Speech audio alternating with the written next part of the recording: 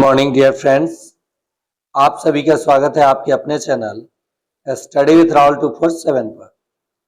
आइए आज के इस क्लास में हम लोग देखेंगे बिहार विद्यालय परीक्षा समिति की ओर से जो बिहार स्टेट पात्रता परीक्षा होता है उसमें जो 50 अनिवार्य प्रश्न होते हैं पेपर 1 और पेपर 2 के लिए, इसमें कैसे आप 30 से 35 प्रश्न बिल्कुल सही करेंगे। और मैं आज के इस सेशन में 15/9/2023 का प्रश्न करा रहा हूं। इससे पहले 18 का करा चुका हूं। इससे पहले सब्जेक्ट वाइज करा रहा हूं। अगर आप स्टेट में आसानी से कम समय में पास होना चाहते हैं तो आप ग्रुप में ज्वाइन कर सकते हैं। ग्रुप में ज्वाइन करने का चार्ज है 249। मॉक टेस्ट भी लिया जाएगा और आप ये पेमेंट करेंगे यूट्यूब पे नहीं, मेरे नंबर पे, व्हाट्सएप नंबर 9771170644। यहाँ से मॉक टेस्ट लिया जाएगा।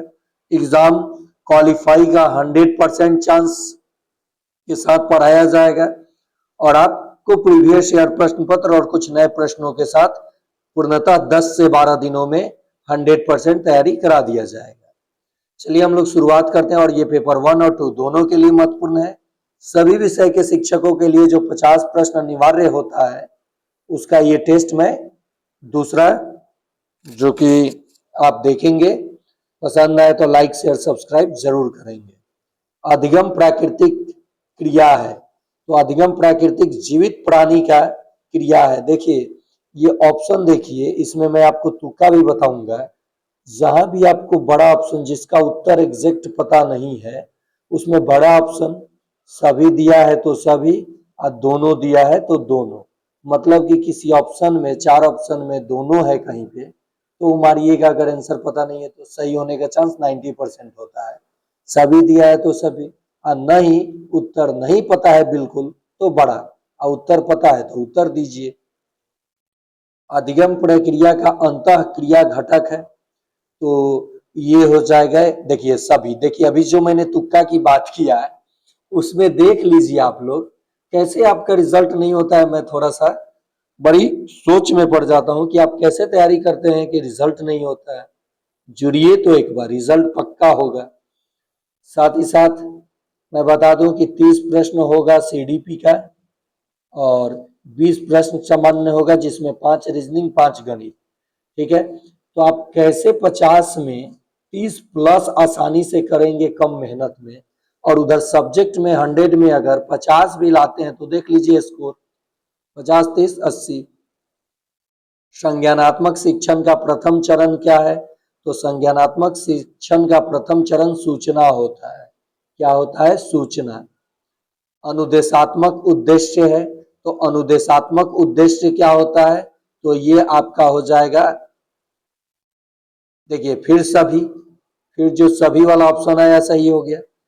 मैं जो तुक्का की बात कर रहा हूं, तुक्का, ये आप में रामबाण साबित होगा। रामबाण मतलब कि 150 प्रश्न में अगर आप अपने नॉलेज से 50 भी बना दिए और बाकी 100 में तुक्का ये लगा दिए तो 30 से 40 प्रश्न आपका सही हो जाएगा। और आप एक बार करके देखिएगा ये काम। लेकिन पहले पढ़ाई, तुक्का तुक्का होता है, 50-50 का चांस होगा। ब्लूम का वर्गीकरण की शुरुआत हुई, तो ब्लूम के वर्गीकरण की शुरुआत हुई शिकागो विश्वविद्यालय से। किससे? शिकागो विश्वविद्यालय से। शिक्षण के आधुनिक विधि की विशेषता है, तो शिक्षण की जो आधुनिक विधि की विशेषता है क्रिया केंद्रित, अन्योन्य क्रिया, समकक्ष सहयोग, और फिर देखिए उपर्युक्त सभी। दिखा ना आपको? तो यही चीजें यहाँ पे एडवांटेज मिलता है इस चैनल पे। इसलिए मैं 100% दावे के साथ कहता हूं कि आप जुड़े, आपका रिजल्ट गारंटी के साथ हो जाएगा। और इसमें ब्रैकेट में जो विश्लेषण दिया है, अगर आपको मन है तो पॉज करके देख सकते हैं। आगमन विधि प्रोत्साहित करता है। ऑप्शन है छात्र भागीदारी, रुचि करके, रुचि करके सीखो, उपर्युक्त सभी। तो आगमन विधि को प्रोत्साहित करता है। यहाँ 7 नंबर का भी ऑप्शन डी के साथ आप चले जाइए। किसके साथ? डी के साथ। इस सेट में तो बल्ले बल्ले है। काफी ज्यादा डी दिया है। रोल प्ले विधि की जिम कमजोरी है, तो रोल प्ले विधि की जो कमजोरी है वो ध्यान केंद्रण का अभाव। देखिए ये दो ऑप्शन छोटा है, दो ऑप्शन बड़ा है, दो ऑप्शन तो 50-50 का चांस है। तो रोल प्ले जब आप ध्यान केंद्रित का अभाव होगा तो रोल विधि में आपकी कमजोरी हो जाएगी, तो ये निगेटिव पूछा है, निगेटिव अभाव है।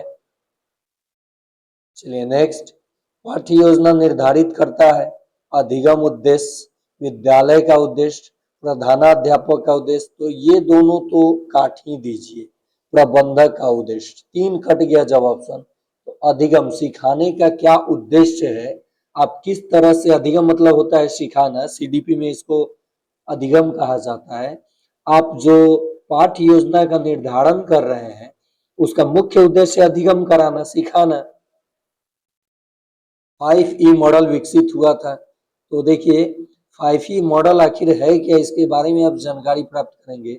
रचनात्मक, देखिए रचनात्मक पॉजिटिव वर्ड है, रचनात्मकतावाद के लिए 5E मॉडल रचनात्मकतावाद के लिए विकसित किया गया था। यह मॉडल सक्रिय शिक्षा पर आधारित है, जिसमें छात्र समस्याओं को हल करने और नई अवधारणाओं की जांच करने के लिए सहयोग से काम करते हैं। सूक्ष्म शिक्षण का उद्देश्य है शिक्षकों में शिक्षण कौशल का विकास करना, छात्रों की क्षमता का विकास करना, यहाँ उपर्युक्त में से कोई नहीं, और छात्रों के पृष्ठ पोषण कौशल का विकास करना। तो इसका सही जवाब हो जाएगा ऑप्शन नंबर ए। क्या हो जाएगा, ऑप्शन नंबर ए, बड़ा ऑप्शन सही ऑप्शन। ये भी बराबर है, शिक्षकों में शिक्षण कौशल का विकास करना सूक्ष्म शिक्षण का उद्देश्य है। नेक्स्ट, अनुदेशन प्रदान किया जाता है। ऑप्शन ए कक्षा के अंदर, प्रार्थना स्थल पर, सर्वत्र, उपर्युक्त में से कोई नहीं। तो अनुदेशन कक्षा के अंदर प्रदान किया जाता है। अनुदेशन का अर्थ है कक्षा कक्षीय स्थिति में किसी विषय का सचेष्ट ज्ञान प्रदान करना। यह शिक्षण की पारंपरिक अवधारणा है जिसमें एक अल्पज्ञ अपने से अधिक ज्ञान रखने वाले सूचनाओं को प्राप्त करता है। तो इसका ऑप्शन हो जाएगा कक्षा के अंदर। अंतः क्रिया विश्लेषण की प्रक्रिया है, तो ए, और देखिए यहाँ दोनों वाला ऑप्शन आया है ना, 150 में कम से कम 10 से 15 प्रश्न का ऐसा मिलता है कि दोनों, और सभी भी फिर 10 से 15। तो आप पहले अपने ज्ञान का इस्तेमाल, फिर तुक्के का इस्तेमाल, और फिर कुछ मैथ रीजनिंग 5-5 वो आसान कर दूंगा मैं। और आप सब्जेक्ट, जिस सब्जेक्ट से है उसका ज्ञान तो आपको होना ही चाहिए। अगर आप स्टेट नहीं क्वालिफाई कर पाते हैं स्टेट, तो समझ जाइए कि इतनी भीड़ में आप बीपीएससी टीआरई कैसे क्वालिफाई करेंगे। स्टेट जब आप अपने सब्जेक्ट का नहीं कर पा रहे हैं तो बीपीएससी टीआरई का ख्वाब आप कैसे देख रहे हैं। इसलिए स्टेट में 150 में 120 प्लस करें, तब जा करके आप निरंतर अभ्यास करें। इस चैनल से जुड़े बीपीएससी टीआरई, क्योंकि मैं खुद एग्जाम निकाल के सीटेट फिर बीपीएससी टीआरई से मैं खुद शिक्षक हूं और आपको स्टडी करा रहा हूं। मैंने अपना अनुभव आपको शेयर किया कि किस तरह से एग्जाम निकाला जाता है। और आप चाहते हैं ग्रुप में ज्वाइन करना तो 249 पे करेंगे। तो इसमें आपको फैसिलिटी क्या क्या मिलेगा मैं बता देता हूं। 11 तारीख से, क्योंकि अभी ट्रेनिंग एफएलएन का चल रहा है, 11 तारीख से आपको PDF plus live class plus recorded class plus mock test आपको मिल जाएगा। मॉक टेस्ट के लिए अलग से 49 पे करना होगा, क्योंकि उसका ग्रुप में जाता है मॉक टेस्ट के लिए लिंक। उस लिंक को आप ओपन करेंगे, नाम फिल करेंगे, अपना एड्रेस फिल करेंगे, उसके बाद मॉक टेस्ट खुलता है, तब आप मॉक टेस्ट लगा सकते हैं। अंतः क्रिया विश्लेषण की प्रक्रिया है, तो ये आप देख लिए दोनों। कक्षा स्थापित करना उदाहरण है, तो कक्षा प्रबंधन का, कक्षा स्थापित मतलब कक्षा प्रबंधन का। समावेशी कक्षा में एक शिक्षक को चाहिए। देखिए समावेशी से तो एक रहेगा ही रहेगा। छात्रों के सांस्कृतिक अंतर की उपेक्षा करें, नहीं नहीं नहीं नहीं, बिल्कुल नहीं, निगेटिव है। संस्कृति से संबंधित छात्रों को बढ़ावा दें, सभी, हाँ सभी, देखिए समावेशी का मतलब ही होता है सभी को एक साथ लेकर सभी संस्कृतियों को सम्मान एवं महत्व दें, ताकि ये एक दूसरे से जुड़े, एक दूसरे के समझ को विकसित करें। और समावेशी कक्षा यही कहता है कि सबों को लेकर साथ में चलना है। पाठ्य पुस्तकों का मूल्यांकन निर्भर करता है, तो चलिए फिर सभी के साथ चले जाइए। पुस्तकालय का उद्देश्य है, तो चलिए यहाँ देखिए, यहाँ दोनों काम नहीं किया। ज्ञान और सूचना प्रदान करने के लिए, बड़ा ऑप्शन सही ऑप्शन। प्रभावी शिक्षक है जो कक्षा को नियंत्रण करता है, नहीं नहीं नहीं। जो सीमित अवधि में जानकारी, नहीं ये भी नहीं। जो छात्रों को सीखने के लिए प्रेरित कर दे, प्रेरित यानी प्रेरणा दे दे, वही प्रभावी शिक्षक है। आप कितना ज्ञानी है, आपके पास कितना ज्ञान है, आप बहुत विद्वान हैं और आप पढ़ा रहे हैं और बच्चे समझ ही नहीं पा रहे हैं, बच्चे उस क्रिया को कर ही नहीं पा रहे हैं, तो सारा बेकार है। तो प्रभावी शिक्षक वही होंगे जो छात्रों को सीखने के लिए प्रेरित करेंगे। नेक्स्ट, एक व्यक्ति पेशे के रूप में शिक्षण का आनंद ले सकता है जब वह, शिक्षण का आनंद कब आता है? अपने सहयोगियों से अधिक योग्य हो? नहीं, बिल्कुल नहीं। योग्यता मायने ही नहीं रखता है। छात्रों से सम्मान पाकर, ये बिल्कुल सही हो जाएगा। अगर छात्र उसका सम्मान कर रहे हैं, समझिए कि वो अपने शिक्षण कौशल का आनंद ले रहा है। जैसे मुझे आप लोगों के साथ आता है, जब रिजल्ट आपका होता है मैं काफी खुश होता हूँ, और आप जब कहते हैं कि सर आपने जो बताया उसके सारे रिजल्ट हो गया, तो मैं ये नहीं कहता हूँ मेरे पढ़ाने की वजह से, आपके पढ़ने की वजह से, आपकी मेहनत की वजह से आपका रिजल्ट होता है। बस मैंने आपको गाइड किया था। उत्तम शिक्षक को न्यूनतम ढंग से किस स्तर तक शिक्षण करना चाहिए? और बोध स्तर, बिल्कुल यही पहला ऑप्शन ही सही हो जाएगा। मूल्यांकन प्रक्रिया है, तो देखिए मूल्यांकन प्रक्रिया मात्रात्मक और गुणात्मक दोनों, तो देखिए दोनों आ गया ना एक ऑप्शन, तो दोनों सही हो जाएगा। शिक्षा में मूल्यांकन के त्रिकोण का भाग है शिक्षक, शिक्षण अनुभव, अभिभावक अनुभव, शिक्षक अनुभव, अधिगम अनुभव। शिक्षा में मूल्यांकन के त्रिकोण का भाग है, तो इसमें हो जाना चाहिए आपका शिक्षण, अधिगम, अनुभव जो है ये बिल्कुल सही हो जाना चाहिए। चलिए 23 नंबर प्रश्न पे चलते हैं। सीडीपी का 30 होगा और 20 जनरल प्रश्न, और ये पेपर 1 और 2 दोनों के लिए महत्वपूर्ण है। आप लोग अगर वीडियो देख रहे हैं तो लाइक जरूर करें, उससे मनोबल बढ़ता है, साथ ही साथ और भी कंटेंट लाने का मन करता है। जब आप नहीं देखते हैं तो मनोबल डाउन होता है, सोचते हैं छोड़िए, जैसे आप तैयारी कर रहे हैं करते रहिए। तो एक प्यारा सा कमेंट, लाइक और शेयर, चैनल को सब्सक्राइब नहीं किए तो कर लीजिए सब्सक्राइब। मैं आपको प्रतिदिन एक सेट देने वाला हूँ।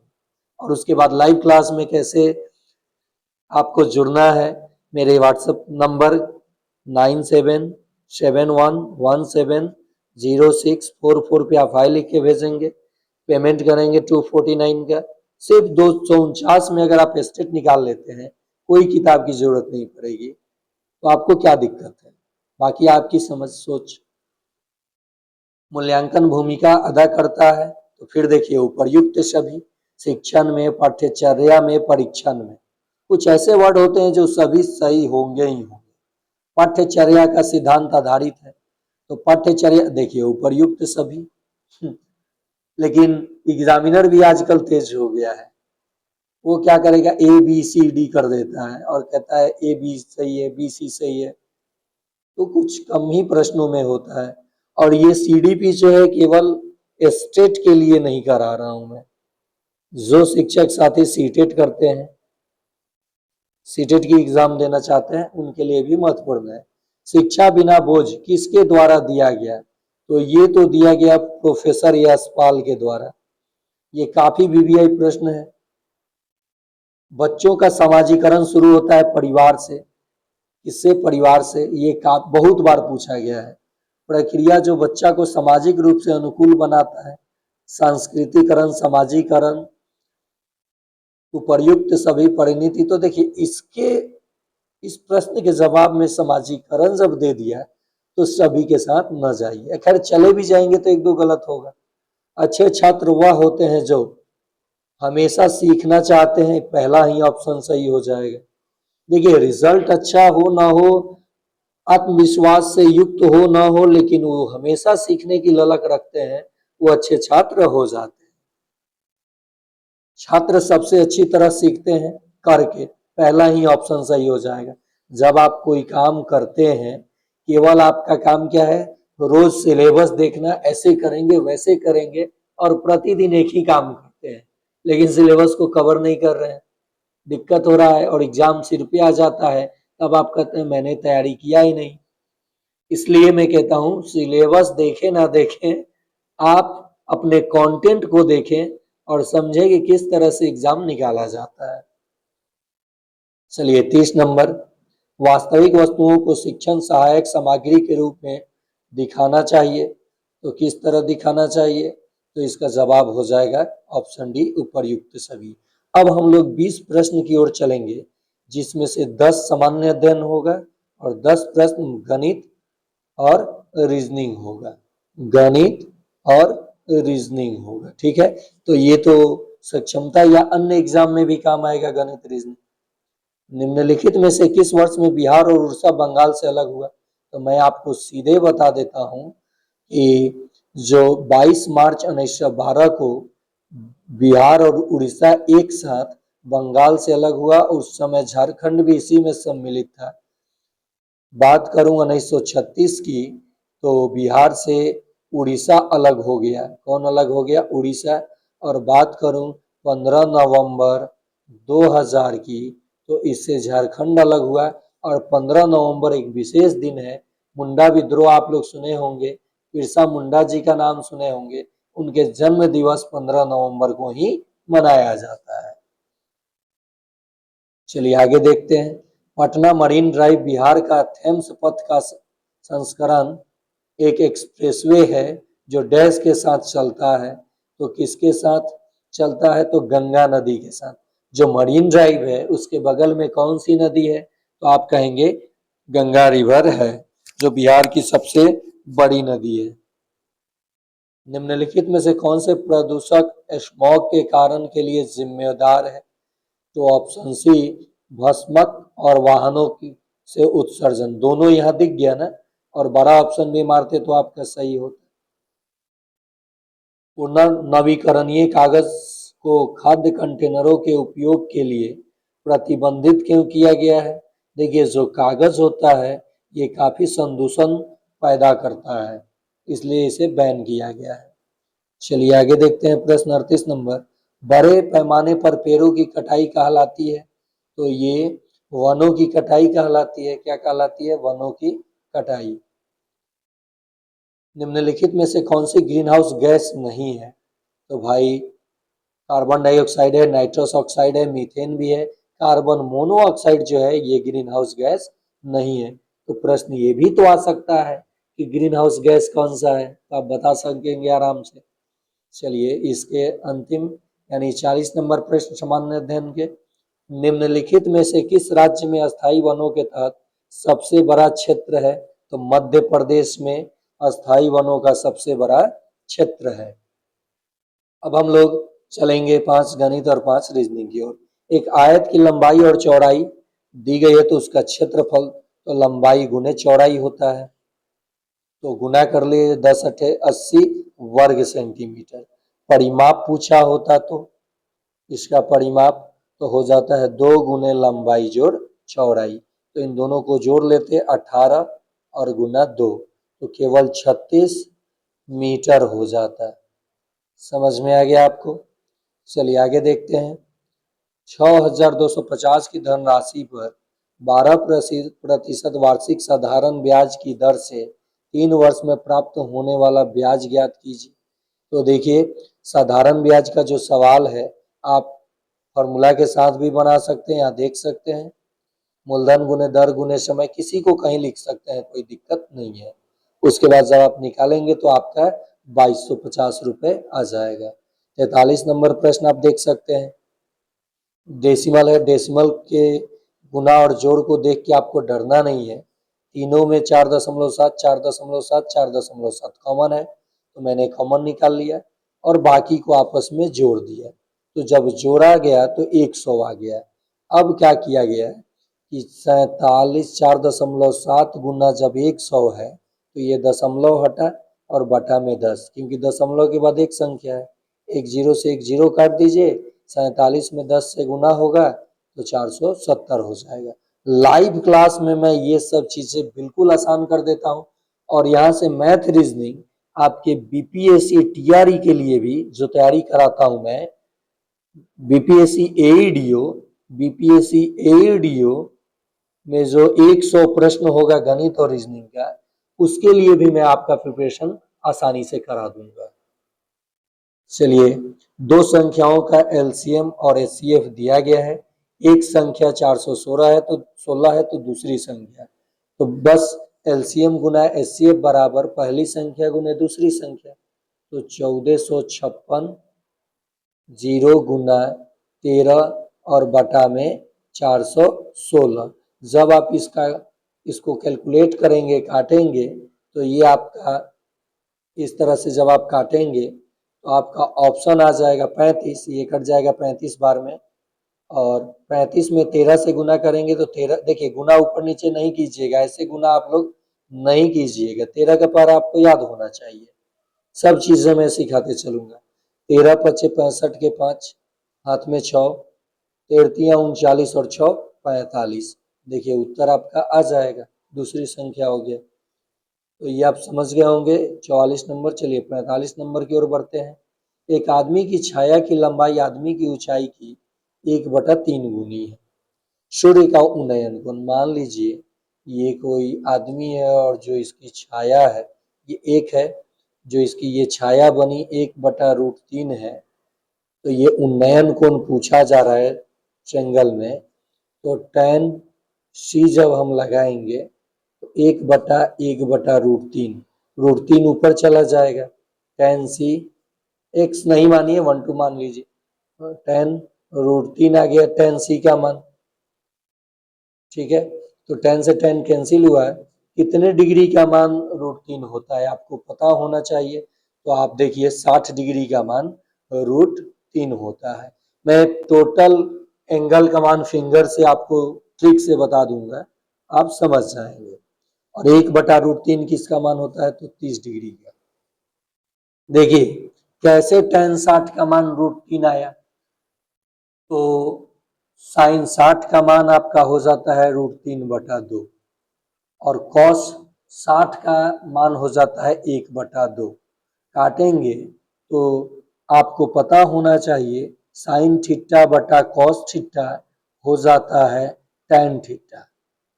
तो sin 60 और cos 60 tan 60 हो जाएगा और ये √3 आ गया है, तो cos tan 60 का मान √3 हो जाएगा।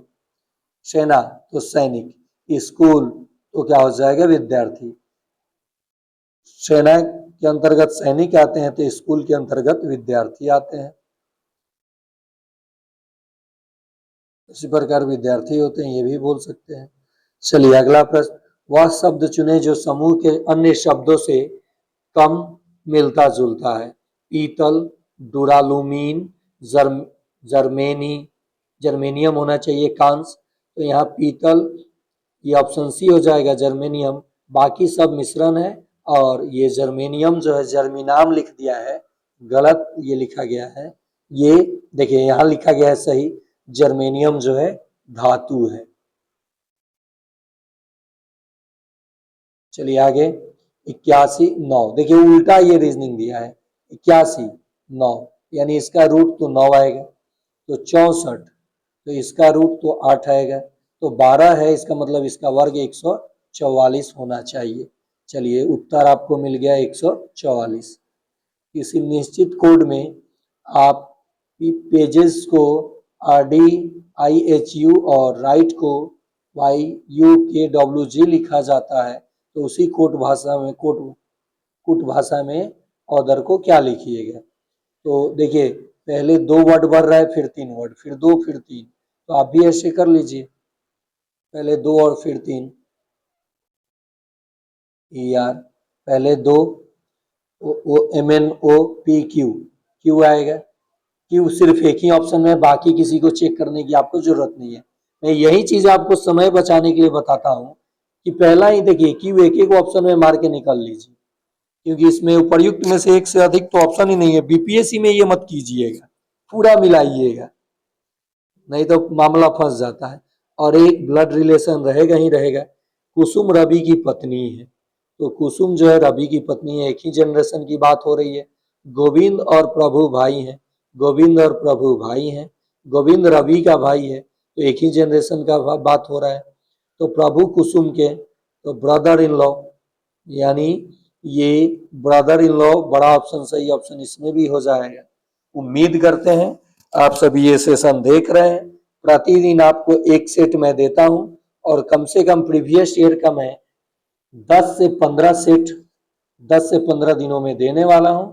इससे आपको एक ओवरव्यू मिल जाएगा और आपका एग्जाम जो सब्जेक्ट है उसका मॉक टेस्ट, लाइव क्लास, और आप ग्रुप में जुड़ना चाहते हैं तो बार बार मैं रिपीट कर रहा हूं, इतना पे करके आप इस नंबर पे हाई लिख के भेजेंगे 9771170644 पे। और इसके साथ साथ स्टेट के साथ साथ इस चैनल पे आपको बीपीएससी एडीओ का फ्री क्लास लाइव मिल जाएगा। साथ ही साथ बीपीएससी टीआरई 4 को कैसे क्रैक्ट करना है, निकालना है, उसके लिए भी जानकारी मिल जाएगा। और जब वो फॉर्म आएगा तो उसकी तैयारी इस फी में नहीं, उसके लिए आपको अलग से पे कोर्स लेना होगा। और मॉक टेस्ट पीडीएफ के साथ आपकी पढ़ाई कम समय में 100 प्रश्न बताऊंगा, जिसमें से 30 प्रश्न आपके एग्जाम में होगा, ना कि 1000 प्रश्न बताऊंगा और 20 प्रश्न होगा। तो आप सोच सकते हैं चैनल नया है, छोटा है, लेकिन आपके लिए बहुत ही उपयोगी होगा। आप एक बार विश्वास करके जुड़े। धन्यवाद।